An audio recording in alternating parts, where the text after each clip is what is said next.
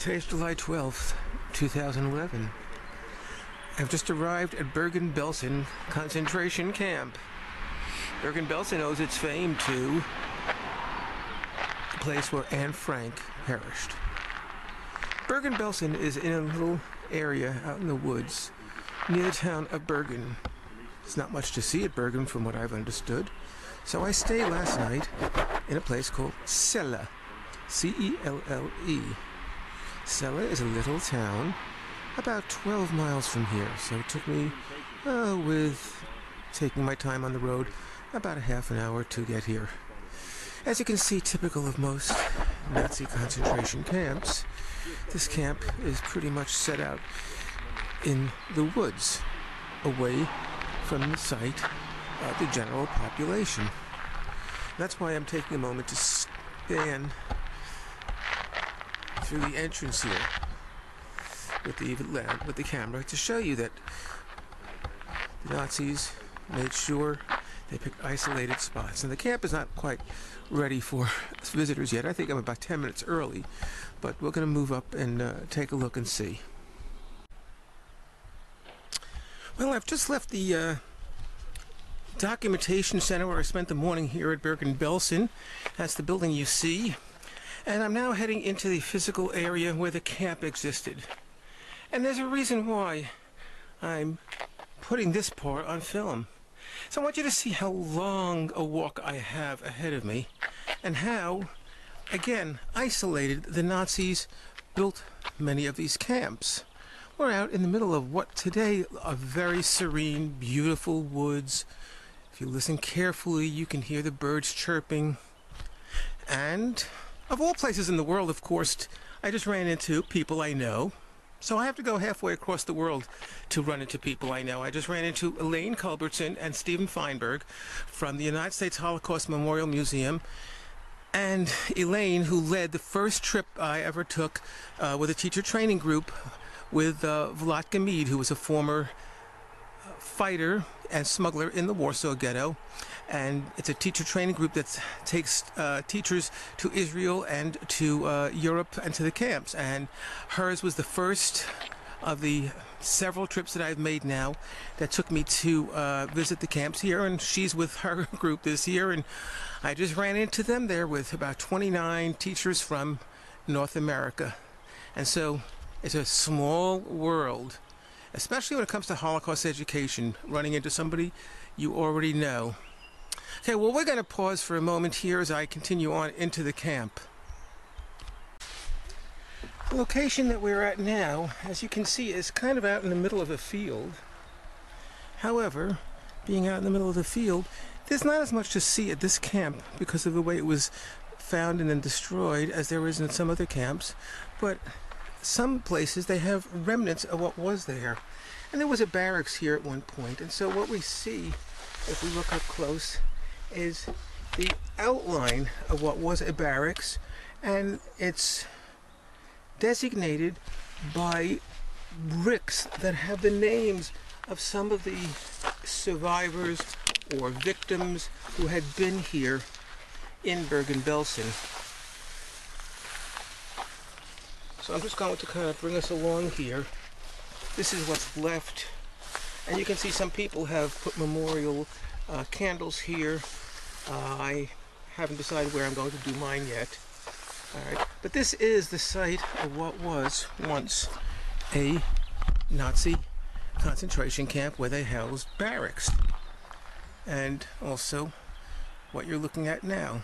So we're going to see various remnants as we take this tour of Bergen Belsen. We again see what's the remnants of what was once a building here at Bergen Belsen. What's left of the foundation, at least. Just as we saw over there on the other side of this little path. They don't have signs or plaques up in many of these spots to identify what they are. One has to really look at a map, a schematic, but we'll see as we get further into the camp there will be some more memorials that are more specific in nature. Again, one has to use their imagination in some of these areas to see what was here. Again, this is the remnants of what was a building at one point. They are in the midst of refurbishing the camp in certain ways to represent what it looked like back in those days. It's a work in progress, I understand. We're going to move further down into that area that you can see ahead of you. Well, as one can see, the area of the camp that I am coming from just had the remains of a few short, small buildings, it looked like. But now I'm heading into an area where there's more remains, and there's a memorial. And you can start to see in the distance, if I kind of zoom in here, you can start to see the outline of what were some buildings, some barracks. You can see a group of people down there. There's a memorial down there. So we're going to head down that direction here at Bergen Belsen and see what there is to see.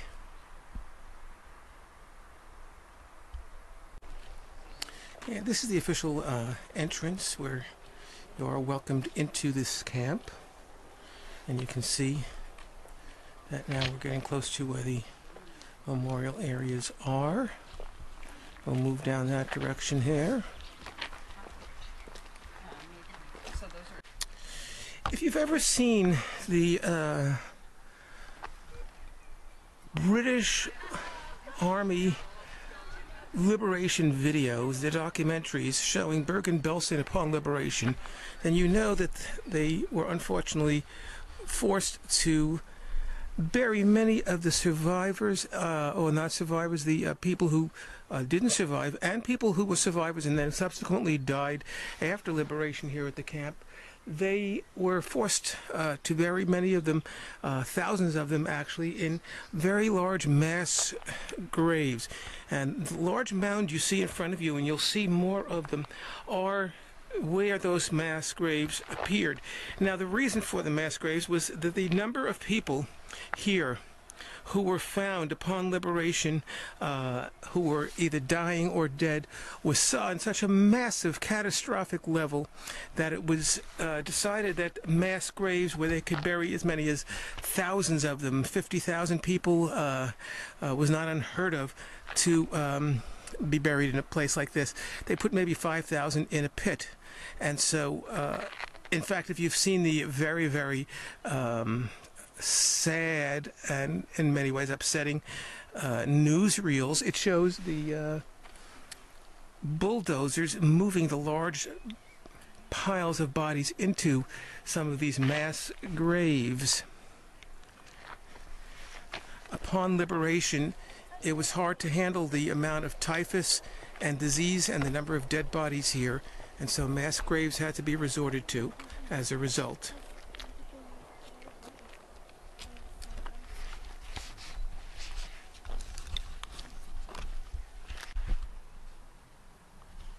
Now, I can't read German, but one can pretty much imagine the numbers that you see are the number of people buried in each of these mass pits, because the numbers do vary from each one of these headstones. So it's kind of symbolic of being a headstone for a mass grave, the one stone for everyone who was buried in here. As you can see, symbolically, some of these stones have been put up in memoriam for people. We don't know their exact burial spot, but we do know that we need to recognize them. And so we see here the symbolic memorial place for Anne and her sister Margot Frank. So if you come to pay your respects to Anne Frank, I guess this is the place. She was buried somewhere here, we know.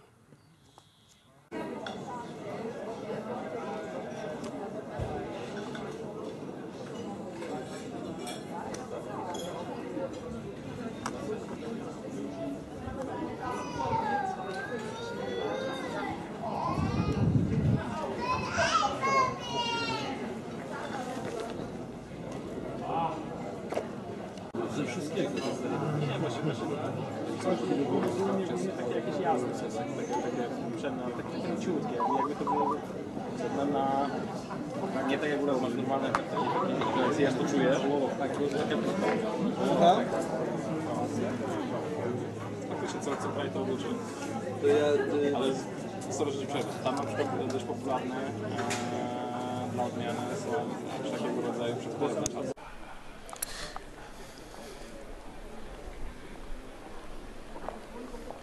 Believe it or not, it's early in the evening and everything is quiet here already. This is that little medieval town that I've been telling you about, Celle. Okay, there's some small hotels locally here. And just had dinner at one of the outdoor restaurants.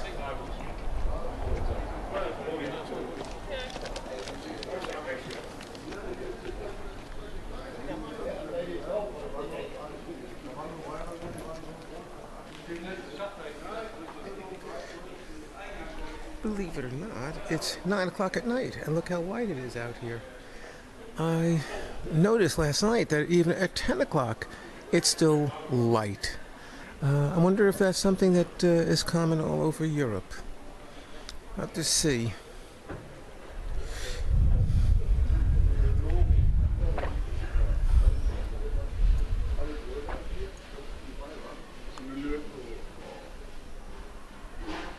Okay.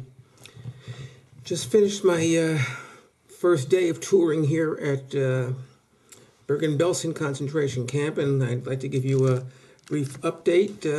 This video is going to be part of a series documenting what I've been doing here in Europe on the endowed chair for Valencia College.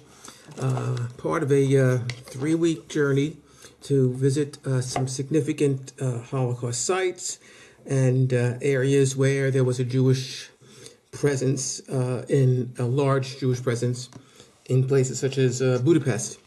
Today, I spent the day at Bergen Belsen. It's not one of the camps that has a lot to see. I don't think that's a significant factor, though, the amount there is to see. I think it's more about what happened there. Of course, Bergen Belsen has the fame of being where Anne Frank perished, and of course there's a stone there symbolically representing her grave with her name and her sister Margot on it. It was in the beginning a POW camp used for Russian prisoners of war, Soviet prisoners of war, eventually becoming a concentration camp. There was a separate area of the camp that has the prisoners of war, the Soviet prisoners of war cemetery there. But conditions at Bergen Belsen were, horrific to say the very least. Although conditions were bad at all the camps, Bergen Belsen, especially when it was discovered at liberation by the British, they took a lot of news footage of what they discovered, and it was quite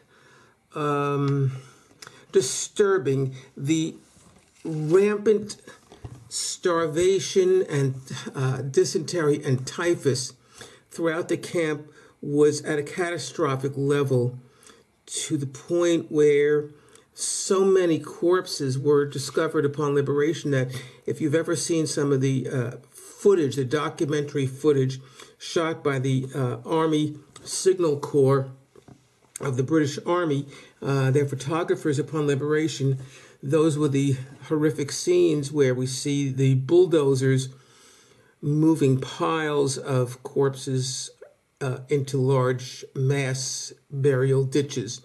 And basically that's what's left there to see today. There's some memorials, the foundation or the remnants of what used to be some buildings, and then memorial stones placed in front of the various, they look like large rectangular mounds. What they are is the places where very large mass burial pits were dug. As many as 5,000 people put into one pit at a time. And so each of those pits has a large mound above the ground on it. And at one part of it has a headstone, as if you see it on a grave, except it's on the mass grave for all the people that are in that grave, and then the headstone reads how many people are buried in that mass grave from what the records show, what they understand. So Bergen Belsen is an unusual camp in the way it's laid out as far as what there is to see here. There is a large documentation center. I spent some time in there. It tells you chronologically the story of the camp and the Holocaust. Side by side, both stories are told. Very typically like most other Holocaust museums, telling the chronological story of what went on here, but with more of a focus, of course, on what happened here at Bergen Belsen. Lots and lots of photographs of the camp, of the prisoners, the victims, and the survivors, and in a small movie theater, the more complete version of the newsreels, about 20 minutes worth of newsreels showing those scenes that we've only seen clips of in the past, of the bulldozers moving the piles of corpses into the ditches. And so a different camp, different than the recent visit I made with the students from the college to Treblinka, Auschwitz, and Majdanek.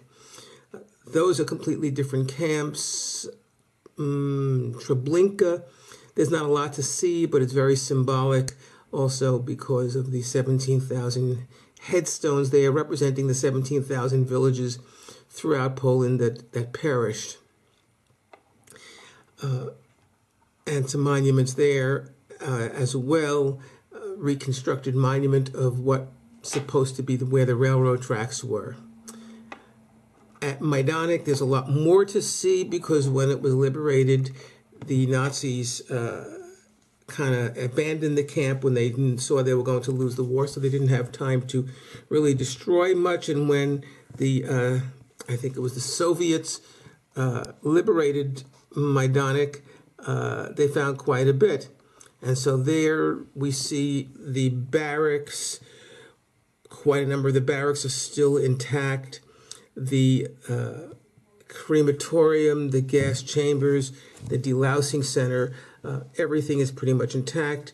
There's even a large mausoleum where the ashes of the 18,000 people who were killed during Operation Ernfest at that camp was found in the ditches next to the crematorium. And then, of course, there was Auschwitz, to me, the most compelling of the three camps, maybe compelling because of the reputation that Auschwitz has, but also the sheer size of Auschwitz is not to be imagined. The camp is broken up into two major camps, plus some satellite camps. We visited just two. Auschwitz I, which is the prison camp, in which most of the barracks are still pretty much intact. And then the afternoon we spent at Birkenau, the death camp. And there were over 300 barracks. There's only several of them still in existence, a number of them. But there were over 325, I think, or 320 living barracks there. And if you could see the enormity of that camp, it's over 400 acres, I believe. That's incredible to even try to fathom. And there were architectural plans, of course, to expand the camp, as we know from what was found during the years afterwards and during liberation. And Auschwitz, of course, has the remnants of major aspects of the Shoah. There are the remnants of the crematorium, ovens, the showers,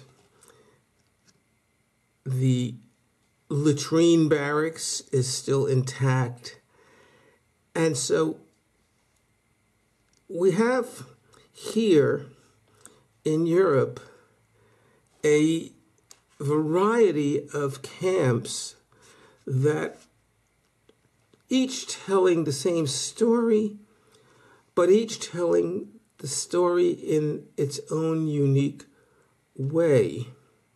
I think that's what makes it different to visit each camp, because each camp, in some respects, relays a different message. And the horror of at Auschwitz does not come through when you visit a camp like Bergen Belsen, because of the lack of what's left here. One is left more to their imagination. And these are hard things to imagine. We can only go by what we've learned from readings, from historical documents, and from survivor testimony, which, of course, emphasizes the importance of survivor testimony in the study of the Shoah. And so I'm going to kind of wrap it up here, because there's not much more for me to say today. Later on in the trip, as I go to the next camp, which will be Ravensbrück, which was the all-women's camp, and then possibly Sachsenhausen again. I have been to Sachsenhausen. Both are outside of Berlin. They were within a half hour of each other. I understand there's a new exhibit at Sachsenhausen. I think it's the camp kitchen has been reopened or renovated. I really don't know the detail, but it was something I found out today from one of the guides with the group from the States that I know. And so we were talking about it, and he told me that. He said I should go back to Sachsenhausen, so I may just do that in the time I have. But first, we'll be seeing Ravensbrück, the all-women's camp. And so tomorrow is a driving day. I probably won't be online. I won't be filming much unless, of course, I come across something very unique or beautiful on the countryside as I drive across Germany tomorrow for a few hours. I'm not really sure how long it's going to take me. I have a feeling it's going to take the better part of 2 to 3 hours for me to get to my next stop, which is north of Berlin. Berlin is about a 3-hour drive. And so that's how I'm estimating at this point. Although my Garmin, my little Nuvi, will tell me in the morning when I set out exactly how many miles, or if I want how many kilometers I have to drive. So with that, I'm going to close tonight's lecture. It's July the 12th, 2011. It's 20 minutes after 10 here in the little village of Celle, C-E-L-L-E, Germany. And I will return very shortly.